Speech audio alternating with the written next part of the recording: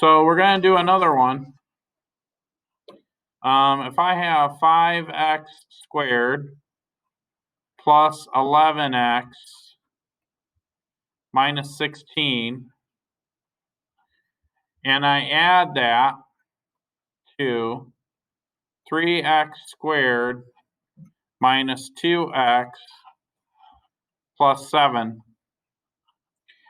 Keep in mind that this plus 1 doesn't change anything, so I really don't need the parentheses, but I could just go, okay, which x is raised to the second power? This one here.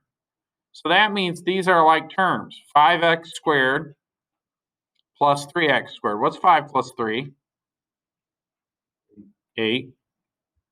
Next, I have x to the first power here, x to the first power here, so I'm going to add this plus this. What's 11 minus 2? 9.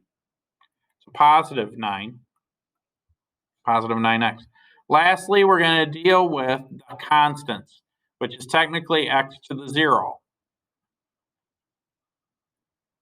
So think of this. 7 is equal to 7 times 1. And remember that that 1 comes from x to the 0. Same thing, negative 16 is equal to negative 16 times 1, which is equal to 16 times x to the 0, right? Because x to the 0 equals what?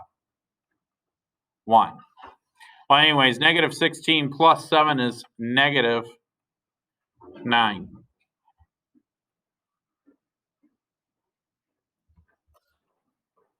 Any questions on that one?